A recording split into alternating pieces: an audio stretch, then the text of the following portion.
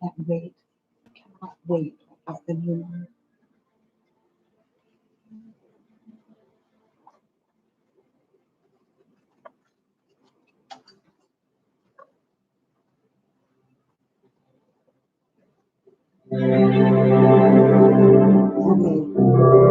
And I'll let you know if I need it louder. Oh, I was like, where's the lovely? I'm going to go live on Facebook.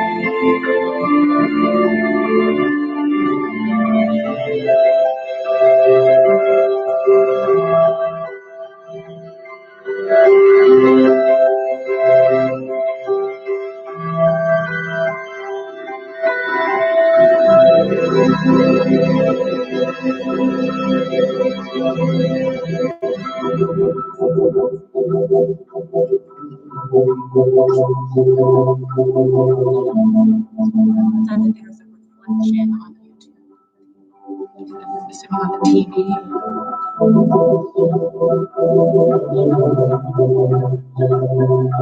My glasses are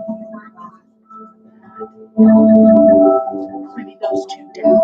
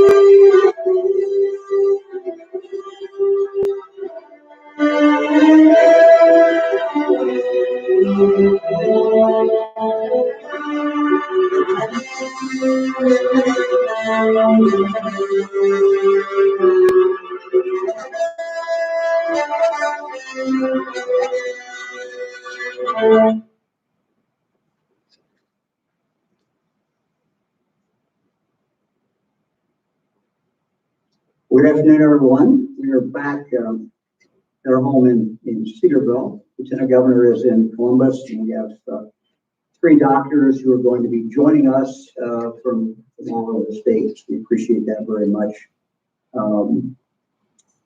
Because we're in Cedarville, we can't do our split screen with our American Sign Language interpreters. So instead, today's update, American Sign Language is available live from Opportunities for Ohioans with Disabilities. So you can search Ohio OOD, find interpreting live on Facebook and YouTube, or you can go directly to these links. The links are facebook.com/Ohio OOD or youtube.com/Ohio OOD. Also, if you're not able to watch live, you could access the videos later on these channels or on the Ohio channel. I'm wearing a green tie today for two reasons. It was sent to me by Lake Erie College in Evansville, Ohio. Lake Erie College can trace its beginnings back to Willoughby Female Seminary, which was founded in 1847. Seminary was then the only institution of higher education for women in the Western Reserve. As one of the oldest institutions for higher learning in the Western Reserve, Lake Erie College is certainly proud of its long heritage. From the start as a female seminary to the co-educational institution of today, offering undergraduate and graduate degrees to individuals of all ages, the college has been a leader in higher education in Ohio for 160 years. I'm also wearing a green tie today to recognize that August is Child Support Awareness Month. All those who work in this area, thank you. What you're doing is very, very important work. The Ohio Child Support Program serves more than 1 million children, collected nearly $2 billion in support for them over the last year. On the good news front, I'll let you know that Director Annette Chambers-Smith, the Ohio Department of Rehabilitation and Corrections, is better. She was diagnosed with COVID. She has now been cleared to return to work, although, frankly, I know that she's been working from home. We're also grateful that she's recovered and we continue to wish her the best for a great recovery. This is a kind of a special press conference today. Our focus is going back to school. We know in Ohio, we don't have a set date for when kids go back to school. This is determined by the schools, determined by the school district for our public schools. We're going to today hear from three prominent doctors who specialize in children's health. Dr. John Bernard from Nationwide Children's Hospital in Columbus, Dr. Patty Manning from Cincinnati Children's Hospital, and Dr. Adam Bezoff from Dayton Children's Hospital. First, let's start with our normal numbers, and I'll look at some other numbers as well. So first, start with our data slides, which should be coming up on your screen. Good news, we're seeing a little downturn as far as the number of cases, 1,095 in the last 24 hours. Our deaths, sadly, were 35 that were reported. Hospitalizations are up 131, and ICU admissions are up a little bit as well at 19. Let's go to the next chart. Eric, this is a chart that we showed you last week, and this is kind of a little sneak preview. We've been putting these out on Wednesday, but you can see the states. This is what we call the travel advisory. Just like when you go overseas, there's sometimes a travel advisory. Well, this is a travel advisory for the 6 states. There are 15% positivity or above. In those states, you can see we start out with Idaho at 17%, Nevada is 19%, Arizona is 18%. Then we go over to Mississippi at 26%. Alabama at 20, and Florida at 18. As you know, we've been running a little bit over 5 and 5 positivity. So some of these states are 5 times what our positivity is. So we just ask people to be careful when they come back. We ask them if we have visitors from those states quarantining. We'd also ask Ohioans who go there when they get back, be very, very careful for 14 days before the quarantine. Eric, let's go to our regular slide. This is not new. We're going to be getting a new one in 2 days. But again, one of the things we're going to be talking about today is going back to school.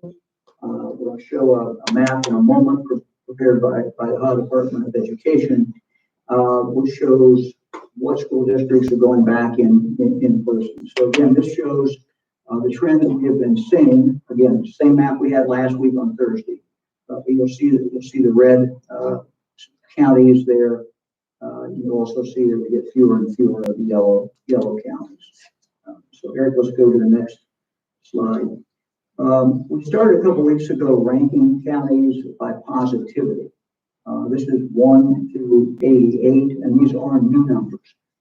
These are new numbers as of yesterday. And excuse me, I misspoke. I didn't mean to say positivity. These are actually ranked by order of how many cases they had in the last 2 weeks without population. So it evens things out based upon the population. And what you will see, Eric, we can go to the next slide, which is the top 10. It's a little easier to see.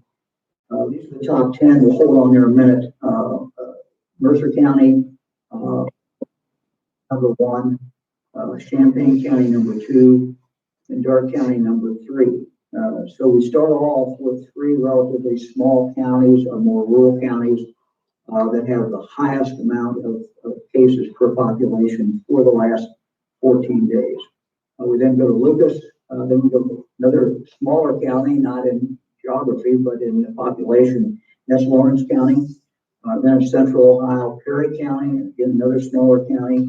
Fairfield, kind of a mid-sized county, and then Franklin, and then clear over in the eastern side of state, Columbiana, and then Seneca County as well. Again, keep these in mind as we will be looking in a minute about where schools are going. In Columbiana County, 2 long-term care facility outbreaks. One facility had a large number of cases. They have concerns about large venue events, including flea markets, where they were seeing no facial coverings or very few people and not much social distancing. Also note that the junior fair here from my friends in Columbiana County went very well, and it was a very safe fair, so we thank them for that. Seneca County, also we start off with a flea market, and I talked a few days ago to, on Monday morning, I talked to all our health directors around the state, 113 health directors. I think there's 80 some that are actually on there. But one of the things they talked about was flea markets, not just in Columbiana County and Seneca County, but in other counties. In addition, we've seen some incidents in regard to Seneca County with weddings. Also in Seneca County long-term care facility, we've seen an outbreak. So those are some of the things that we're seeing with those two counties. We'll have more of all our counties on Thursday when we do our update. Just a comment about flea markets. We will just remind everyone that flea markets are a lot of fun. Should be pretty safe. They're outdoors. Usually they're outdoors, not always, but usually outdoors. People can come and have a good time and look around. But I would just remind everyone who's in charge of the flea markets, please do everything you can to keep the social distancing. People should be wearing masks when they're there. So again, anyone who's going to the flea market, have fun. Anybody who's running the flea market, hope you do well, but please be careful. Here, let's go now to a chart, and this goes directly to things that we've been we're going to talk about today. And this is young people, and we've shown this chart before. This is kind of an update in the chart. Let me get it out here. This is percentage of cases by age group. And you look at the age group of 0 to 19. If you go back to March, it was on 2.4% of our total cases. Today, it's almost 13% of our total cases are young people 0 to 19. If you go to the next level down, age 20 to 29, in March, it was 12%. And now it is about 19.4%, a little bit less than it was in July and what it was in June. So it's kind of interesting to see that breakout. Eric, let's go to again the map. Okay, this is our map again, and let's flip beyond that, Eric, and we'll go to a map that was done, education model map. This is done by the State Department of Education, and it as of August 6th. So some of you may have seen this. Dayton Daily carried it. There may have been other papers that carried this map as well. But let me kind of go through this because this is, I asked the department to prepare a map to kind of show us how many of our kids are going back to school in person, how many school districts are going to start remotely, and then how many are doing a hybrid. So as you look at this, let's start with what is kind of a light yellow, at least on my screen. This is schools are planning when they start back in to go basically live with students in the schools. This is referred to as a 5-day return, simply meaning that kids are going to go back in school pretty much as they normally would. This in-person instruction, sometimes the schedules will be adjusted, and of course the configuration of school may be adjusted. But this is kids who will be there in person. So that's the light yellow. The blue, that's all remote. These are students that are going all remote, and you'll see a lot of our urban centers, our city schools are going remote, online learning. All students will receive only remote learning instruction, which may be teacher-led or student-led, but it will be remote beginning. This is how they're going to start off. The green that you see there is a hybrid model, a mix of in-person and remote learning education, knowing that some grade levels may be all in person or fully remote. So it's a real mix there. So again, the yellow is in person. That's how they intend to start. The blue is they're intending to at least start online learning completely. And the green is the hybrid or combination of those two. A couple things about this information and some qualifications to it. This is what we know today, actually back a few days ago on August 6th. It is public schools only. So we don't have the parochial schools or any kind of private schools. It only captures traditional public school districts, and it does not capture all of the subtleties of our hybrid models where different grade levels may be going in person or in fact may be going remote. So based on what we know now, we have 325 school districts in the state who are planning to return full-time. That represents about 590,000 public school students, or 38% roughly. These are all rough figures, but approximately 38% of students would be going back to school in person. We have 55 districts, or about 25.6%, or 398,000 students that will be fully remote. So again, that's 55 districts, 25.6% of the school population will be going, at least starting off online. We have 154 districts, or 24.5%, which is approximately 380,000 students will be doing some form of hybrid schooling. There are 78 districts for which a few days ago we did not have the data on. And so some school districts are still deciding, and in some cases, maybe we just don't have that information. So that kind of gives you an idea, gives me an idea of kind of what is happening as schools are making individual choices. And of course, as parents are making individual choices. Let me just talk for a moment before we get to our three doctors. I'm anxious to hear what they have to say. But as we look at our schools, I've talked to a lot of superintendents, I've talked to a lot of teachers, and let me just say, I think our schools are doing a very good job getting ready. Those that are going to be online or those that are going to be in person, I think they're doing a good job. They've been working very, very hard. For those who are going to start either hybrid or totally in person, I think they're going to do a very, very good job. Our teachers, our principals, folks who just work in the school, whether it's in the cafeteria, wherever it is, every day we work hard when there's no COVID to protect our kids. I've known a lot of teachers over the years, related to some, and they do a phenomenal job. And so I have every confidence that they're going to do everything that they can, and have taken every precaution they can to keep your children or your grandchildren safe when they go back to school. One thing I pointed out as I had some discussions this past week with school superintendents, and I've said to them, I'm totally confident that you're going to do a great job. You've been focusing on this, you've been getting ready for this, but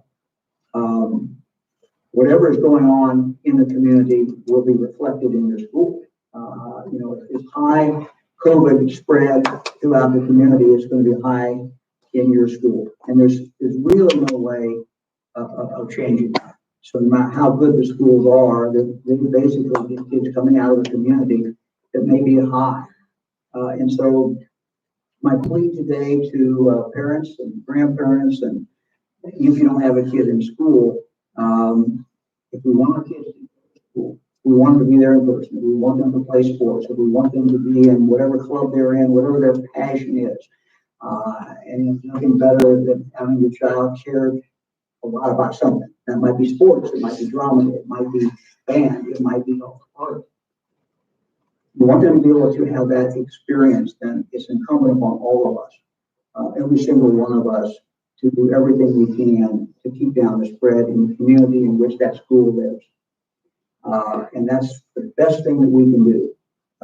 Most important thing we can do to keep our kids in school, for those kids who are going to start in school, and to keep them in school and keep them able to go. What we do is going to really, frankly, determine that, what that community does, what we do in our community. For kids who are starting online, the school is looking forward and saying, hey, maybe after a while we'll be in a position where we think we can have kids in school. Again, what we do in that community is going to determine whether that opportunity is there for our kids, our grandkids, our neighbors' kids. So don't think that being in school in person is important. And the way to ensure that is for us to wear masks when we're out, keep our social distance, not go to mass gatherings of people or large mass gatherings of people, and just be careful. Stop the spread of it, slow it down, It's really exactly what we need to do, and that's the best thing we can do if we have a real passion for having our kids in school and a passion for having our kids, whether they play sports or art or engage in art, whatever the kid likes to do, young people like to do. So that is kind of where we are at this point. Let me now go, and I'm really happy to welcome Dr. John Barnard, who is the Chief of Pediatrics at Nationwide Children's Hospital and President of the Research Institute at Nationwide Children's. Doctor, welcome. Thank you very, very much for being with us. And I know that I've been told that you've been leading a team of physicians and researchers across some of Ohio's children's hospitals to analyze the prevalence of COVID-19 among children. And I wonder if you could just maybe tell us some of the things that you have found and kind of what the status is of COVID-19 among our young people in Ohio today. Well, thank you, Governor DeWine. I am privileged to have Ohio's 6 children's hospitals, which are overseen by and work together under the auspices of the Ohio Children's Hospital Association for really many, many years, but certainly in the COVID era, we've been working much more closely together to share best practices and ideas and also to collate data. So for the past few months, we've shared our data with one another, and I'll review some of those learnings with you today. Great. So first off, a few high-level comments. If children get coronavirus infection, let's be really crystal clear. They get coronavirus infection and they get it not infrequently. Fortunately, most children are reasonably well with their symptoms of COVID-19. We know that about 90% of them do really exceedingly well. However, a smaller fraction, 10% or maybe a little bit less, actually get sick and need to be in the hospital. And children with certain medical conditions actually can become critically ill and have been hospitalized in our children's hospitals and in our intensive care units. So small numbers get really sick. Most kids do well. We're very grateful for that. Just to make sure folks know it can be a very serious disease in certain children. Now, in Ohio Children's Hospitals, we're privileged to have 6 of the country's best here in Ohio. We took a different cut at the data, and we were really interested in knowing what fraction of children, what percentage of children who have symptoms that are compatible with COVID actually test positive. So we've done over the course of the past 5-ish months, we've done about 14,000 tests for COVID in children that have symptoms that suggest to our physicians that they may be compatible with COVID, and we found 8.6% positivity. We're also interested in the test positivity in children that don't have signs or symptoms of COVID. And we're not out surveying in the community, so how can we get a best estimate of that? Well, most of us are testing all the children admitted to our hospitals, whether they have COVID-like symptoms or not. And we're also testing children that are going to undergo surgery in the near future. That's an outpatient elective surgery. So that's as close as we can come to a asymptomatic population, which has been talked about very frequently in the lay press and also in the medical journals. And since mid-March, when we first started testing, we've done about 20,000 tests in these asymptomatic children. We find a positive rate from the beginning of about 1.4%.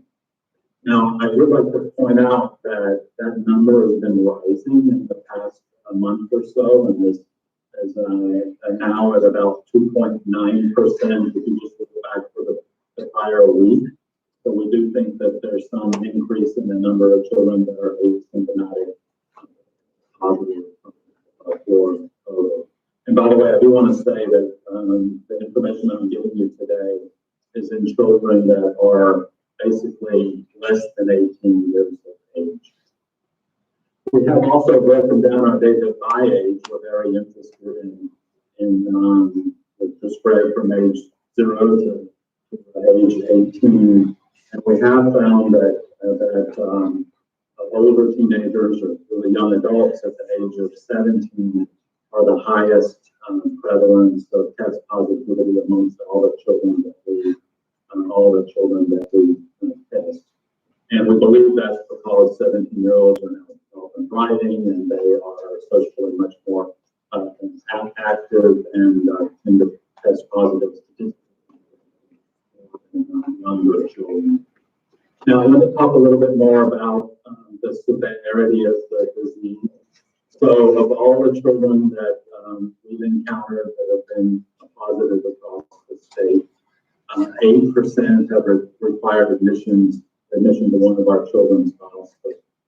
And of those 8%, 1% had to go into our intensive care unit, and some have been really critically ill and on ventilators. It can be a very serious disease in children. And some of these cases occur in children with underlying medical conditions such as obesity and type 2 diabetes, type 1 diabetes, for example. The last thing I would like to say just about the types of children that are getting COVID in our state is that we have learned that the prevalence of test positivity is 4 to 6 times higher in children from underrepresented minority groups, specifically Hispanic children and Black children. That's an observation that's really playing out across the United States, and it certainly seems to be playing out here in Ohio, regardless of the cities in which our children's hospitals are located. So finally, I think many of us have heard about this multi-system inflammatory syndrome of children, and interestingly here in Ohio, we've had 13 cases that we've identified at our children's hospital, and far fewer than some of the hotspots across the country like New York, Miami, and others. So I think we're fortunate in that regard. In fact, some of our hospitals are not even seeing a case. And I'll just report today, happily, that as of this morning at about 7 o'clock, none of our children's hospitals had children in their intensive care units being cared for with COVID. A good report for today at least. Well, Doctor, thank you. That's very thorough, and I appreciate it. And I hope you can stay with us as we may have some questions from the news media. Certainly. Thank you. I appreciate that very much. Great overview of what we're seeing in Ohio, what you're seeing in Ohio, and what all our children's hospitals are seeing. And I agree with you. We are blessed with some amazing children's hospitals in Ohio. It's just a great thing for our families. Let me now welcome Dr. Patty Manning. Dr. Manning is the Chief of Staff and Developmental Pediatrician at Cincinnati Children's Hospital. Dr. Manning, thank you very much for being with us. I want you to tell us, maybe start off with what is the research telling us about kids being able to spread the virus? Sure, thank you, Governor. It's a privilege to be able to speak on behalf of such an important topic on behalf of the Ohio Children's Hospital Association. You know, we're really just learning what children do in terms of spread, but I think it's important to restate what you've already said and what Dr. Barnard said, and that is that children do get COVID. They are not immune from COVID, and when you have COVID, you can spread COVID. There's some very early research that suggests that the type of spread may differ by the age of child, but it's preliminary, and it's hard to really extend that research beyond just some initial thoughts about who might be more contagious. I think it's safe to say that if a child has COVID, they can be contagious, whether they're symptomatic or not. And as we have more time, we'll learn more about what types of children spread, who spreads more. It's fair to say that younger children who need closer contact in their care might be at more risk of spread. And so that the younger you are, the more likely you may be to spread because your care has to be in more close contact. That comes about because of the length of time of that child, and maybe also because of the closeness with that child. And those are two factors that are important. That's very important. So it's a very good point that, you know, we talk a lot about close contact and what close contact means. with regards to transmission. So close contact, to remind everyone, is under 6 feet for more than 10 or 15 minutes. And so as you're obviously aware, most young children need close care. You have to hold them or you have to feed them, and you're going to do that for longer than 10 or 15 minutes. But if you can be distant from older children, more than 3, 4, 5, 6 feet, and you can do that for, or when you are close, it's under 10 minutes, you're at less risk. And then, Doctor, you may have covered this, but what about kids over 10, the older, the teenagers, maybe early teens? What? The older children and the teens, as we heard a little bit already, especially the teens and the mobile teens, are at great risk for spread because they're very active and they're in close contact with each other. We don't have a lot of evidence that says that they spread more or they spread differently, but again, that's another area of important study that we're waiting on. I wonder if you can talk, the reason we're doing this today, Doctor, is as people are getting ready to send their kids back to school.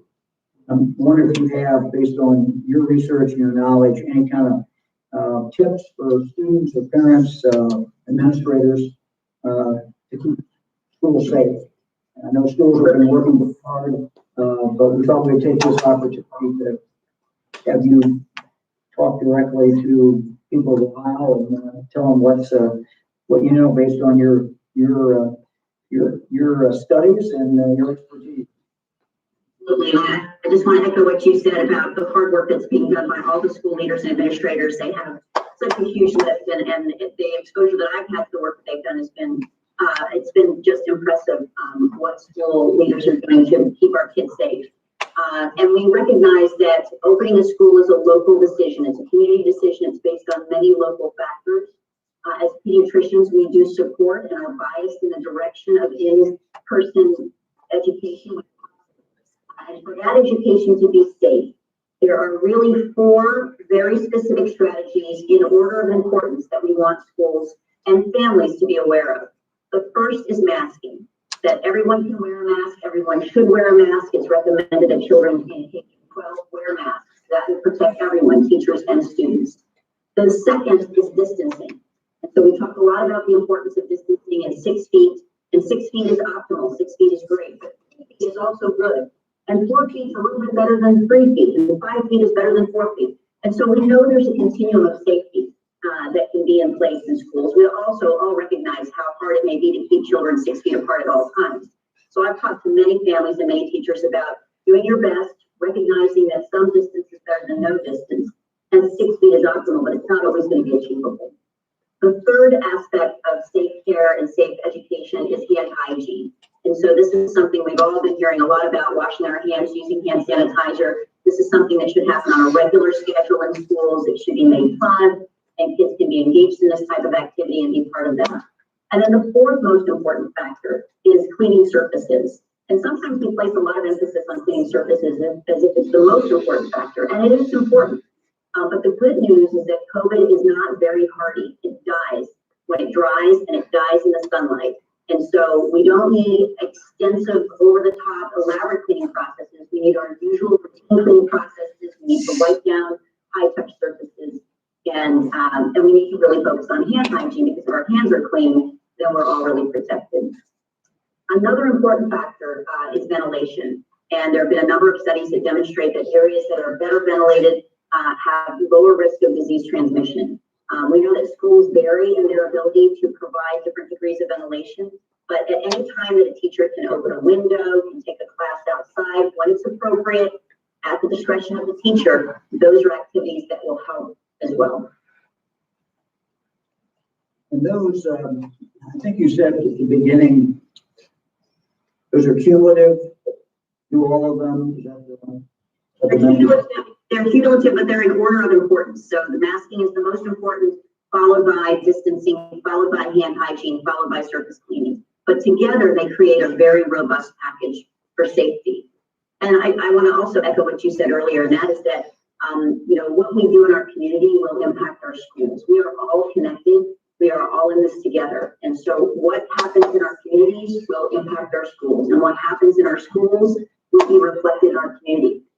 If we want children to do these things, we want children to wear masks, we have to wear masks. We have to model that behavior for them as the adults and the parents in their lives. And so it's really all for one in this type of climate that we're in. Dr. I wonder if you could talk a little bit about kind of the stress. I mean, it's been a stressful time for adults, stressful time. Kids are going to be starting back in school. Some of the protocols that they're going to have to follow will be different. Some kids will be wearing masks, maybe for the first time. Any advice for parents? Any advice for teachers as we kind of start back in this great unknown, or something at least different for us? Exactly. One piece of advice I've given a lot of families, including just this morning when I was in clinic, is to let children know that it's okay to be uncertain. There's a lot of uncertainty. We've been dealing with a tremendous amount of uncertainty.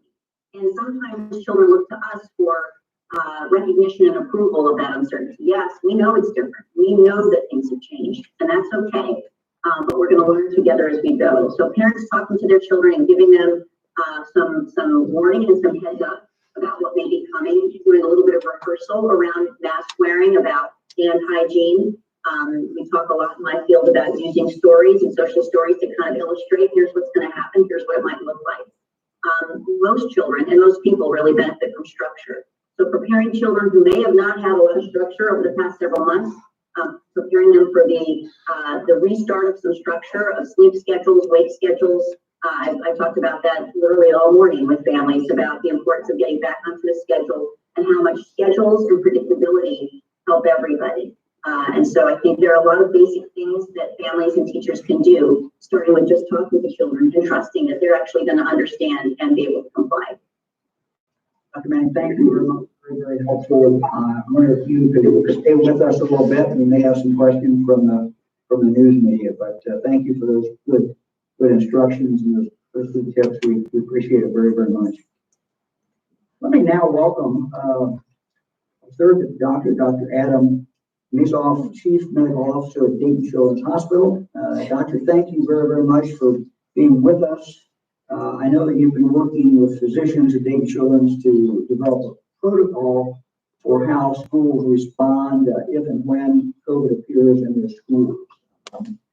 First of all, thanks for joining us. I wonder if you could run through some examples of how schools should react, kind of maybe a drill, so to speak. You got this circumstance, and then how does the school react to that? So thanks for joining us.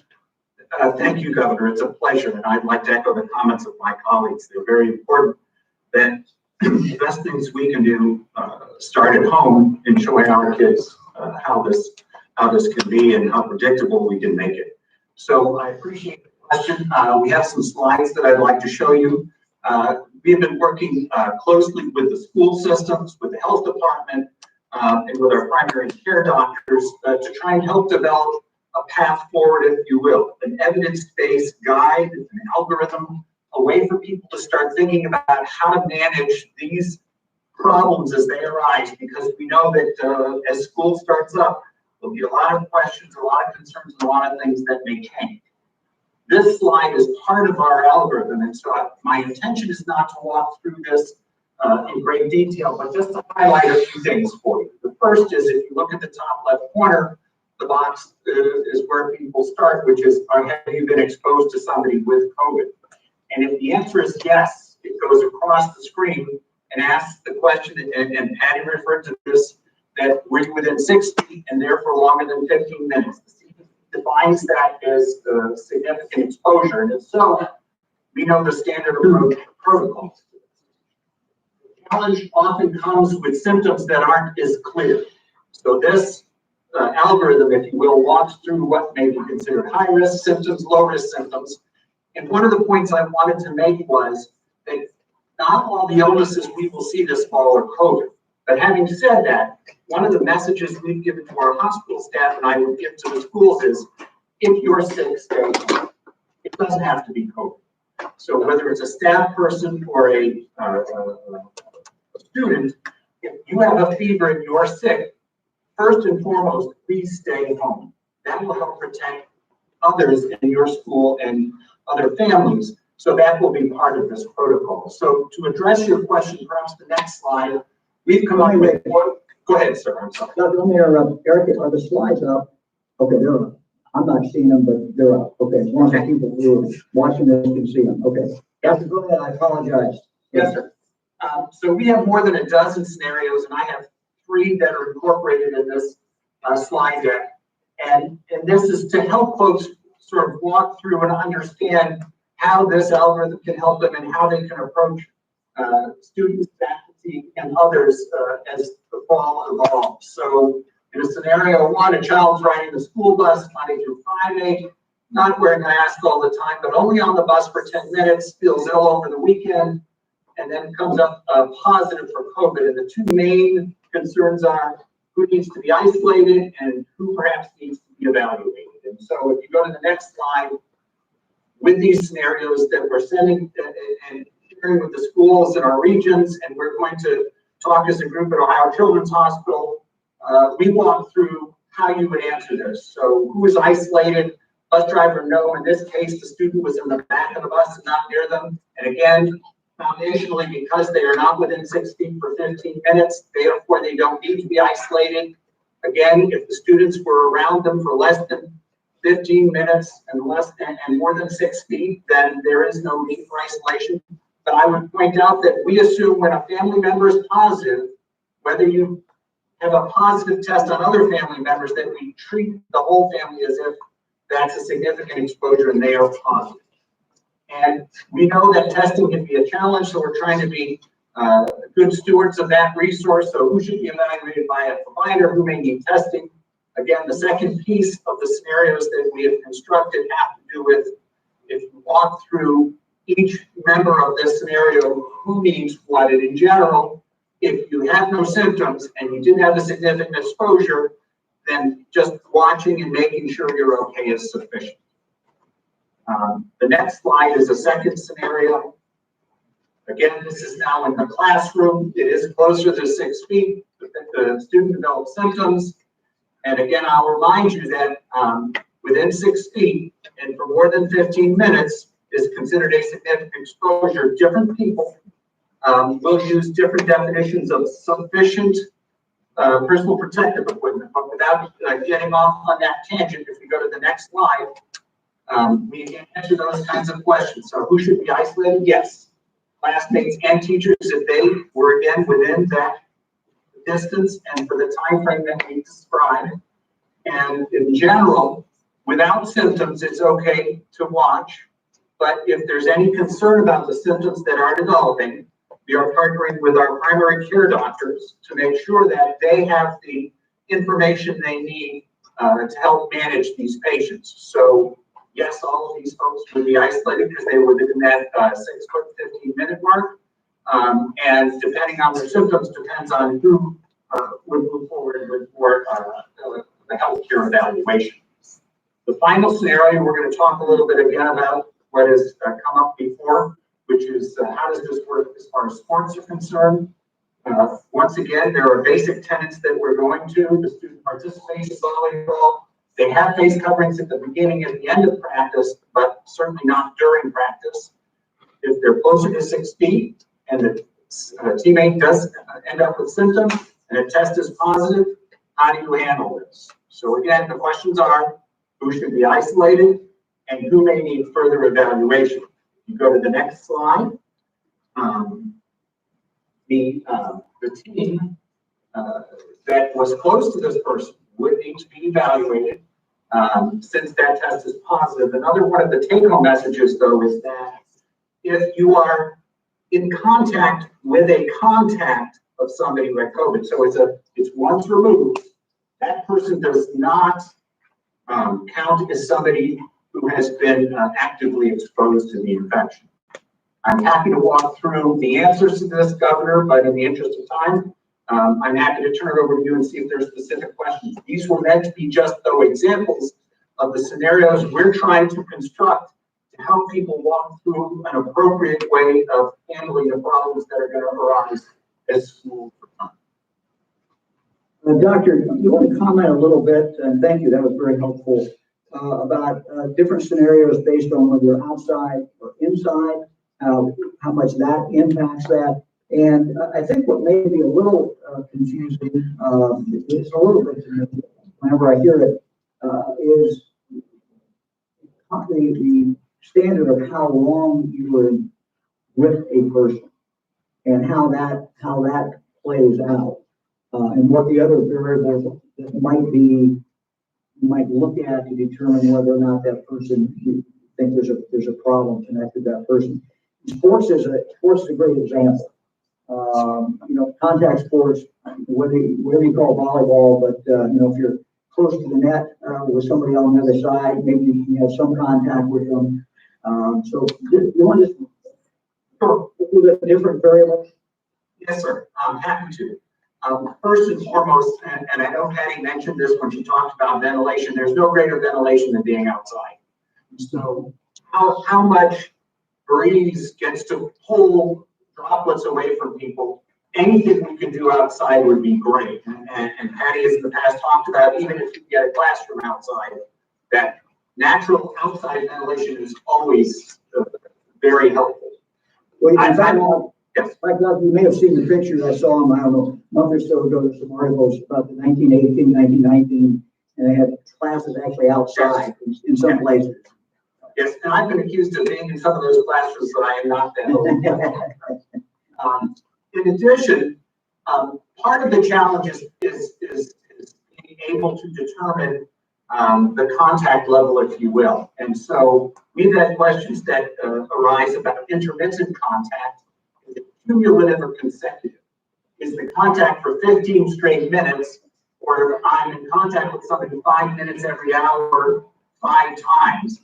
And I must tell you, there is no hard and fast evidence on the exact path to take. So we, again, are trying to make a judgment based, if you will, on the intensity of the exposure. And that's where one of the things that we're all working on is a hotline where people can call and we can help them sort through that window. So general principles, but science gets a little iffy if you're trying to compare, for example, the 5, 5, and 5 or 15 straight. Yes, sir. And I'd be happy to have my other colleagues weigh in, but my understanding of all that we've read is it's very hard to discern one versus the other. Okay, good. Well, Doctor, thank you very much. If you could stay with us as well.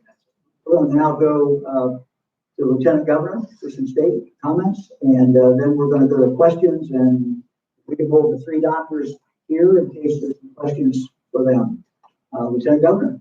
Thanks, Governor. I was making some notes as the doctors were talking. All 3 of them did a fantastic job of explaining the situation that they all the different situations they're all describing. I know that from the time I wake up in the morning to the time I go to bed at night, I'm consuming information on these topics. A lot of it related to school, and I thought they all did a great job of explaining. Because we know that every family or every superintendent who's making a decision is just struggling with getting all the health data right, thinking about all of their academic options, family circumstances. We know how those things are difficult choices as it relates to work and health and mental health, and trying to make the best choices for your children. So all of this information that we get helps. And it's important to remember that we're all consuming this during a very difficult time. It's hard on the school officials and the teachers that are contemplating their future, the families that are contemplating their particular futures. I know we're all in a little bit different circumstances.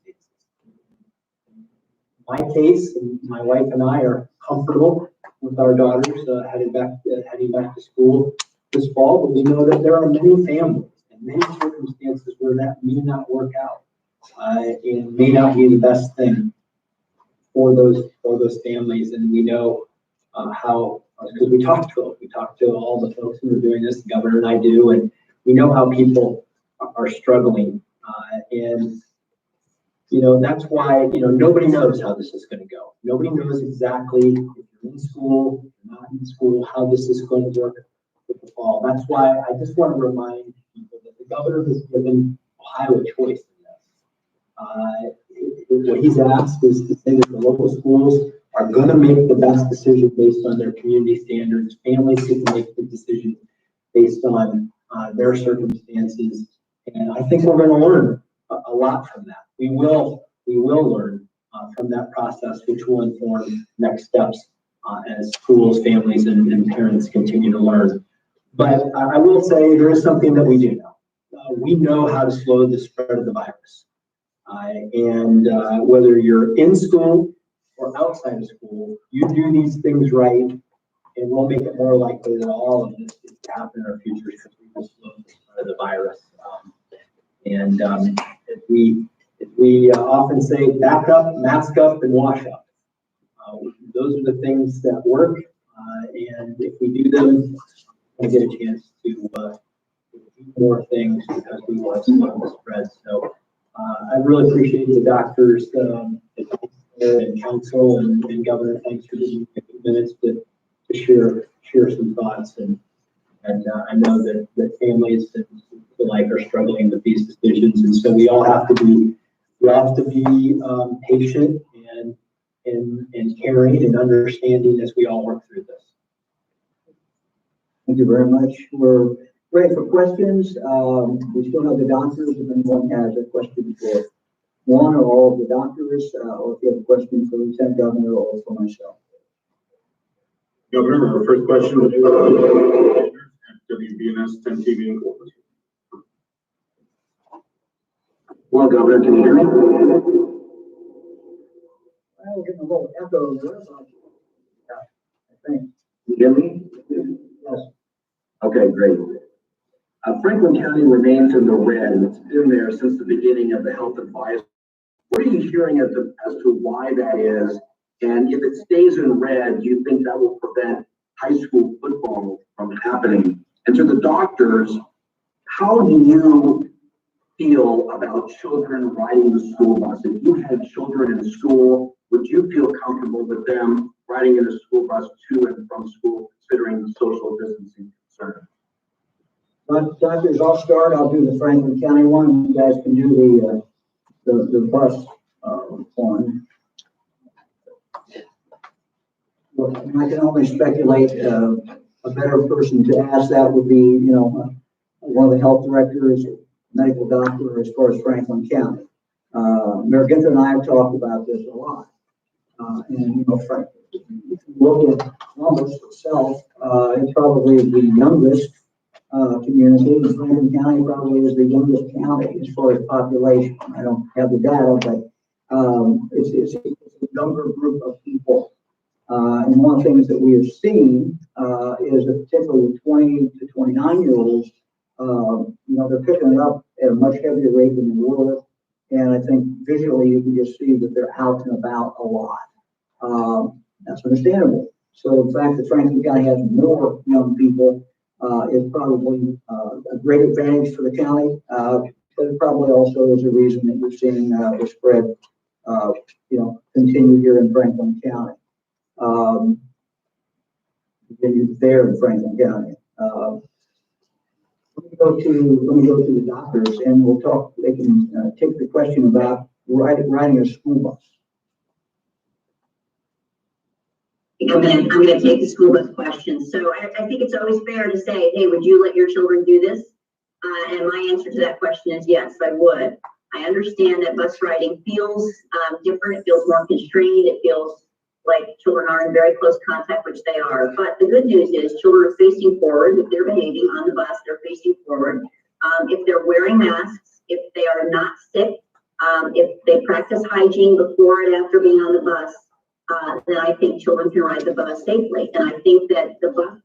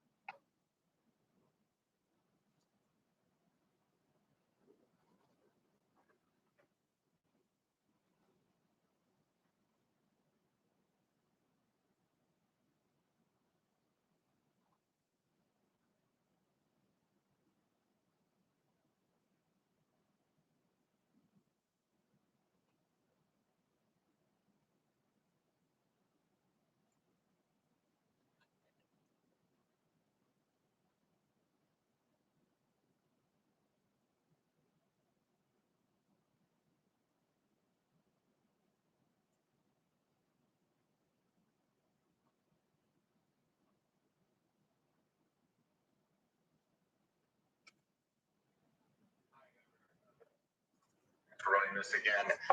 For the doctors, I believe it was last week or a week and a half ago, when the state's mask order was issued for schools and students, K through 12 specifically, it was mentioned that the Ohio Children's Hospital Association said that asthma, allergies, or sinus infections would not be considered exemptions from wearing a mask. And I know those conditions specifically become touch points for parents with children who have asthma, allergies, sinus infections regularly. Why won't those get you out of wearing a mask if you're K through 12? And let me just jump in before they answer. Ultimately, these determinations are going to be made by the principal. They're going to be made by the teachers. What the doctors offered and what the American Pediatric Association, the Ohio chapter offered was the best medical advice they could give. So let me turn it to the doctors for that. Governor, I'd be happy to try and answer that. And what I can tell you is when that document was constructed, we asked for help from a lot of experts. And one of the groups we asked for help was our pulmonologists. And our pulmonologists are our lung doctors. Close contact being within 6 feet for longer than 10 to 15 minutes. Well, we've seen in other states that a lot of controversy starts to pop up when pictures of crowded hallways start to circulate. Are crowded hallways dangerous at schools? I'm going to refer to the doctors. Who wants to take it? I can take that question. So I'd say quickly, yes, crowded hallways are probably not optimal for a lot of reasons, not just COVID. It gets again back to the length of time in that hallway. And so if you remember back to your own high school days, it was unusual to be traveling in a crowded hallway for more than 10 minutes. So I think that's an aspect of duration that we have to consider. I mean, ideally, schedules would be staggered in a way so that kids weren't crammed up next to each other. So the short answer is, yeah, they're not optimal, they're not great, but they shouldn't be prohibitive to school participation, and they should be managed. We can manage those better. And if I may say that a crowded hallway with masks is a different calculation than a crowded hallway without masks. In fact, Dr. Manning mentioned earlier that masks are priority number one. Okay. Thank you very much. Next question. Next question is from Scott Hallis of the Xenia Daily Gazette. Hey, Governor, how you doing? Thanks for taking my question. So the doctors have all said that being outside and having good ventilation is an important thing, and that there's no way to kind of discern whether 5 minutes of contact 3 times is better or worse than 15 minutes at once. The Ohio High School Football Coaches Association sent you a pretty comprehensive plan as far as how they plan to cleanse things and how they plan to try and keep things safe if there's a season. So how much of this information the doctors have said today regarding ventilation and everything is going to help sway your decision one way or another with regards to football this fall? Well, I'll start off, and I'm going to refer to see if any of the doctors want to make any comment about that. Scott, these decisions are not made in a vacuum. And by that I mean, it's not a question: does that young person play football? Does that person playing the band? Does that person do whatever they're doing? Part of the question is, what do they do if they're not doing that? And so, I think one of the arguments for sports is it does have a discipline to it, and we're still working on the orders in regard to sports. We'll have that shortly. It won't be too much longer. We've basically taken sports and let it play out during the fall. But the final decisions that will be coming very, very shortly. But part of the argument for sports that is, I think, a strong one is, first of all, there's a discipline to sports. Part of that discipline this year will have to be different than the normal discipline. Part of the discipline this year will have to be being safe. And I think our coaches, those who are assisting, those who are working with our young people, whether they're in sports or whether they're in drama or wherever they're in, they are role models. And it's not only important what these young people do in school, what they do in practice, wherever that because they're practicing for what they do the other rest of the day. And so our coaches, our teachers have a great opportunity to help these young people understand that the choices they make at 9 o'clock at night or 10 o'clock at night or some other time on the weekend when they're not practicing, when they're not, with the coach, that those life choices that they're going to make this year, they're always important, but this year they're more important than they've ever been before. And that the choices they make may determine whether or not their team is going to be able to continue to play that sport. And so everybody literally on that team is in it together. And if one gets sick, maybe many will get sick. And so staying away from situations where you may get sick, or at least doing the best you can, wearing that mask, when you're out, and keeping the social distance and doing the other things that we've been talking about here. Coaches have a great ability to get that message across in a way sometimes that really parents don't have a way of doing that. So I'm going to turn it to the doctors and see what comments they have. But that's my some comments that I would have in regard to this whole decision that parents will make, that schools will make, and what kind of guidance that we're going to put out. Any of our doctors have any comments? I don't think there's much to add, Governor. I think you covered it very well, and you really emphasized this point that we're trying to hit hard, which is that what we do outside of school affects what we can do in school. It's clear that there's going to be a lot more discussion around sports and those decisions, and I think we just have to wait on those discussions. Okay. Next question. Our next question is from Marty Slayton at the Ohio Capital Journal. Good afternoon, Governor. I wanted to switch over to the economy quickly. Yesterday, your administration announced that it was going to try to put out and work with the Trump administration on a $300 a month federal unemployment supplement. Would it be easier administratively and quicker just to continue the $600 supplement that was in place until the end of the month? And also, one of the sticking points between congressional Democrats and the Trump administration is $900 billion for state and local government. Where would you come down on that one? First of all, I'm an eternal optimist. I spent 20 years in Congress, hopeless cases when no one thought there could be a deal, and there was a deal. I saw it time after time after time. So I'm an optimist.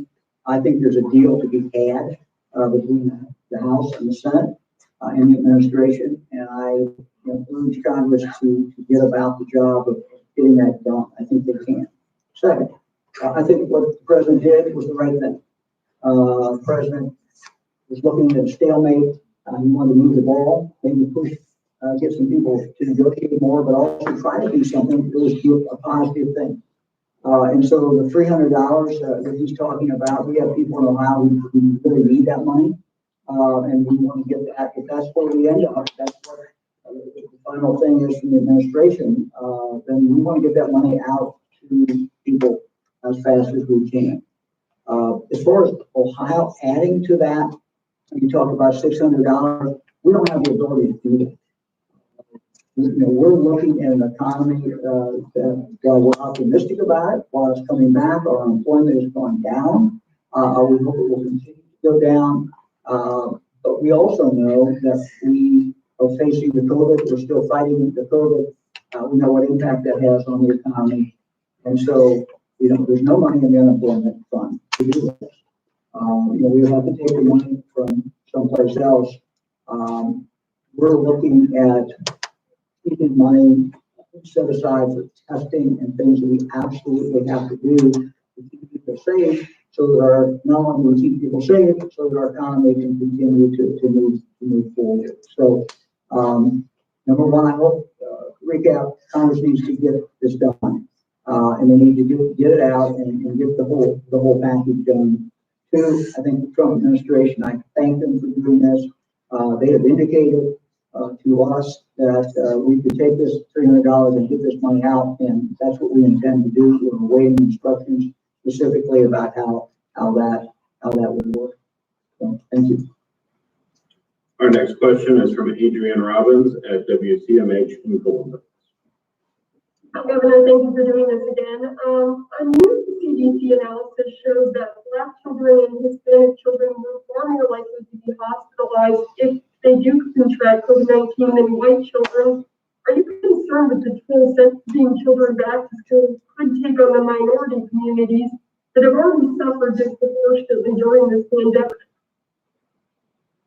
Yes, I'm going to refer to the doctors putting into comments in regard to our African American young or Hispanic young people.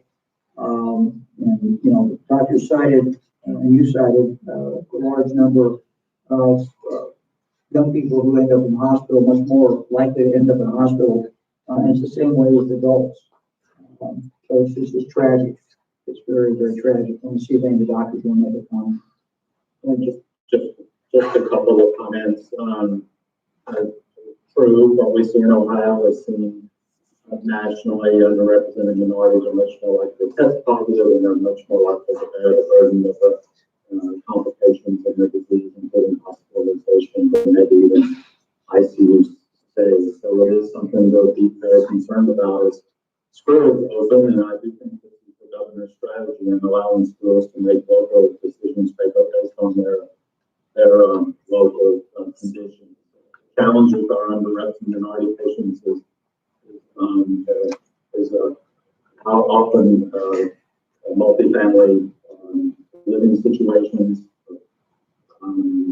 public transportation, frequently essential workers status, and so it's just a real challenge and an unfortunate condition for this pandemic. You know, we continue to have disparities in health based on race. And there's absolutely no doubt about that. We're going to be talking about this sometime next week in more detail. Dr. Act and I and Lieutenant Governor talked about this on several different occasions. We had other doctors who came in who talked about it. So it's one of the tragedies that we live with, and we all have an obligation, a moral obligation to change that. And so we're going to continue to work the state legislature to do everything that we can in this area, and we'll have more to say about this probably later this week. It's a great tragedy. And I am concerned. Governor, if I might say, this is also the same demographic that will have challenges with access to web services and virtual school as well. So it's just a real catch 22. It is absolutely. Next question. Governor, your next question is from Jackie Borchert at the Cincinnati Enquirer. Good afternoon, Governor. Thanks for making the doctors available to us today. We've heard from many people who have waited a week or more to get their coronavirus test results.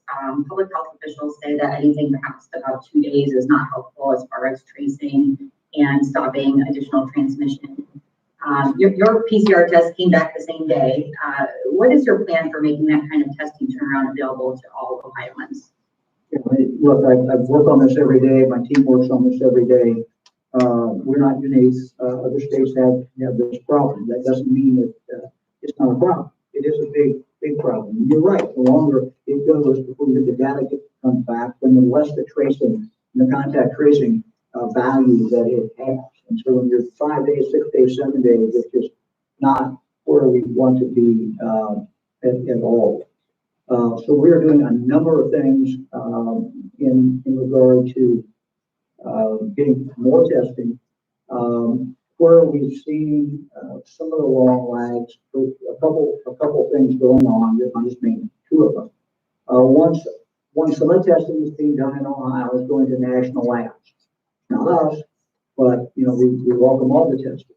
But some of it's going to the national labs, and they're behind. Quest, for example, is behind. They know they're behind. They do everything they can to close that gap. Some of the other national labs have started to close the gap and are doing a much better job. In addition to that, we have some of our hospitals who are frankly being strangled because they don't get enough reagents. reagent is being allocated to states that are hotter than Ohio. One of the good things, but also has a disadvantage. Never have we been a really, really on fire state. We never were New York. We never were Texas, California, different other states at different periods of time. Always been while we're much higher than we want to be. We're not near what the positivity rate. We're at 5.2 or something. And you saw on the map, we have some states that are much higher. So many times that gets directed to those states that are hotter than we are, which lessens the amount of reagent that whatever the product is that is going to some of our hospitals. So we watch these numbers, and we're going to continue to try to expand our testing. The more options we have for testing, the more opportunity we're going to see to get back. We're talking with a company right now in regard to doing some trials. And if those trials work, this is saliva, that trials work for that, we might be able to expand that rather dramatically in Ohio. So it's a problem. We know it's a problem, and we can do everything we can to cut the time down and to get more testing. Next question. Our next question is from Max Bilby at the Columbus Dispatch. Hi, Governor. Your administration has every week released information, including the number of new cases and deaths at long-term care facilities. And I'm wondering if that's something you're considering requiring school districts to do, and why or why not that would be. Well, that's an excellent question. It's an excellent question. We will look at that and get back to you. I think generally more information is better. It enables parents to make decisions. Particularly in the small school districts, which I have more experience with as a parent. You know what's going on pretty much in the district. If there's a problem in third grade, there's a problem in seventh grade, or something like that. In the bigger districts, I understand that information may not flow as easily out or automatically. So that's something we will look at, and that's something that we would hope would come really from the schools. We'll look to see if there needs to be any kind of regulations in regard to that. But schools have an obligation to keep parents informed about how everything is going, whether they're remote, whether they're in person. And part of how things are going obviously has to do with, if there are cases and kids who are out of school and who've been diagnosed with COVID. Obviously, you have to protect individual rights and individual privacy, but looking at it from the big picture and knowing what's going on in schools is important. Next question is from Jim Province at the Toledo Play. Hello, Governor. I wanted to get your reaction to the word that the Big Ten is postponing its fall sports season until at least spring, and would you expect that more will follow? Well, as a football fan, and we have a lot of them, a lot of Buckeye fans, that certainly is not good news. Ultimately, this is a decision that has to be made by the schools. They do many things, and I'm sure they start off with the safety of the players, but they weigh other factors as well. So I think it's a disappointment for the nation. Probably more importantly, it's disappointment for the young men who play football and who are on Ohio State and who, whatever year it is. So I talked this morning, Gene Smith, and I know they're looking at maybe doing it in the spring and seeing how things go in the spring. That poses more challenges. So look, as a fan, I'm disappointed, but this is a decision that was made by the Big Ten. This was made by the schools, and we have to respect that. Our next question is from Molly Kovig at WHIO in Dayton. Hi, Governor. With the Big Ten's decision, has that heightened your concerns about high school athletes? And will the Big Ten's move influence your decision moving forward when it comes to high school athletes and athletes at other levels? Well, no decision is ever made in a vacuum. I mean, all information is important to get. So, certainly, I'm sure that there's discussion right now going on, people are having about that issue. What I said before, I will say again, because I think it's, at least for me, and for Lieutenant Governor, as we look at this, we talk to, a lot of people in regard to these decisions about high school sports. But they are decisions that cannot be made in a vacuum.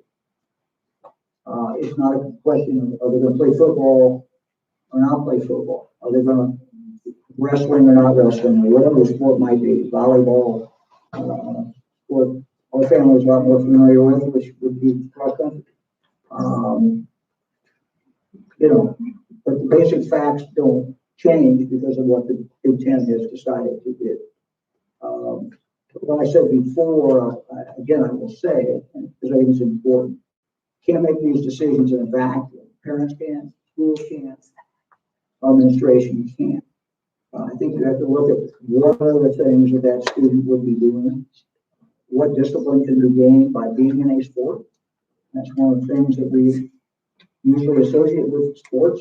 There's a discipline, self-discipline, discipline for the team, and part of that discipline this year, for teams that play, is going to be let's have a season, let's have a full season, and what we do, not just on the playing field or the practice field, but what we do as a team, members, in our spare time, and when we're home and when we're out, is going to determine, what chance we have to have that particular season. So, look, it goes in the mix. It's part of what people are certainly talking about, and that's about all I have to say at this point. Thank you.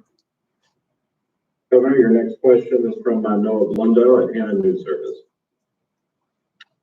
Hello, good afternoon, Governor. My question, I believe, is for the doctors. I'm wondering how much information they feel that they've had access to in their studies of this that focuses directly on the possible spread of COVID in environments that are akin to school, because students have been in school up to this point, and they've been maybe even more isolated as a group than adults because they don't have jobs to go to and such. So, how much experience is there out there to look at evaluating the risk directly on point to having students in an environment like school? Who wants to take that? At that, that's a great question. We don't, because we haven't had school in place during the bulk of the time we've been living with COVID. We don't have a lot to go off of direct experience, but we do have some camp stories. And there's a story of a camp in Georgia published recently that went through a very detailed contact tracing report of what happened when one camper came down with COVID. And, I think what we learned from that story at a very high level is that, children who are in close quarters, these are children who are, many of whom are overnight campers, those who are at higher risk. It wasn't clear how rigorous the masking protocol was. So we learned from that one large story that children are at risk, and that children who are participating in activities where they're in close contact and not practicing those core practices that we talked about with vigilance and rigor, that a lot of individuals will get sick very quickly. But that's all we have to go off of. We don't have a lot of other large volume, large grouping of children experiences. So, moving forward with school, there's a lot of uncertainty about how this is going to go. And I think a lot about our early days as children's hospitals leaders and children's hospitals in general, and hospitals in general dealing with COVID. We learned a lot in the first few days and weeks and months in terms of our own dealing with COVID. And our schools are going to do the same, and we'll have to support them as they learn and maybe pivot, shift, and make different decisions than they started with as they learn. I think that's the best that we can hope for. Thanks, Doctor. Anybody else? Patty, I'd also like to add that, and first of all, Patty is spot on with her response. Schools have opened in other countries, and so there are also lessons we've learned from some of the things that have occurred. Some have done it successfully, some of it not as successfully. I think you get back to what Dr. Manning has stressed. You have to do it, but you got to do it right, and it depends on the community's effort to keep the infection at bay, not just what the school is doing. Well, I'll just chime in, Adam. Thank you for the reminder, because there was an excellent report from Israel about a school that opened, and many high school students came down very quickly with COVID. And in reading that study, that report, it was very interesting how many things that they chose to do in the moment because of a heat wave, how that really hurt their efforts. Closing the windows, taking off masks, worsening ventilation. It was like a recipe for COVID. And so we learned from that not to do that. Dr. Manning, you want to give the 5 things again quickly, because that's the summary. That's the summary. So, and I really have to thank our infectious disease colleagues who led the way on this learning. But 4 things in order of importance, plus number 5. The first one is masking. The second one is distancing. The third one is hand hygiene. The fourth is cleaning surfaces. And then when you can do some work around ventilation, in addition to all of those, you're going to have a very good, robust package of safety for your students. Thank you. Let me just add, we're also, monitoring what's going on in Indiana. Indiana starts school in some places significantly earlier than we do. We also have real staggered openings of schools. So we're going to be seeing schools open fairly soon. And we're going to be seeing what happens in those schools. So we're going to monitor this very, very closely. Next question. Governor, this is the last question today, and it will be from Tom Gallick at Gonger News Service. Hi, Governor. We're hearing anecdotally and then seeing some reports from teachers' unions that a significant number of teachers might either seek some kind of medical accommodation, retire, or leave the profession. Are you worried about the ability of school districts to return in person to be able to staff classrooms at a safe level? That's certainly a possibility. It's also, a possibility once school starts that the teachers can get sick.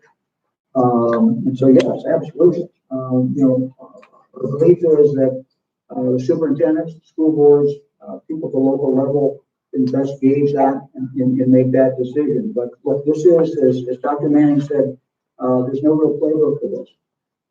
We've not had anything like this in our country. We've seen what's happened in some other countries. We've learned some things, but we're just going to have to see. But sure, it's absolutely something to worry about. And one of the things that we talked about before is the importance for every school to try to identify the students, but also particularly their adults, whether they're custodian, whether they're teacher, whether they work in the kitchen, wherever, who might have some medical reason to be particularly vulnerable. And so we have to continue to focus on those individuals. And as I talk to superintendents, many times they have told me we have separated them out. This teacher will teach remotely because he or she has this medical problem. So I would just ask all our people in all our schools to continue to watch out for each other and to watch out for the people who are the most vulnerable. And we know who those are. That was the last question. I'd like to show and thank you, the 3 doctors. Thank you very, very much. We learned a lot from you today, and thank you. We're very, very grateful for you being with us. Let me show as we wrap up a short video that our Bureau of Workers' Compensation video group put together for going back to school. It is quick, it is fun, and it's a reminder of the critical things that students and school staff do so that everyone have the safest back to school as humanly possible. And again, this is what our teachers do every day. This is what our administrators do, whether COVID is out there or not. they work to protect our kids.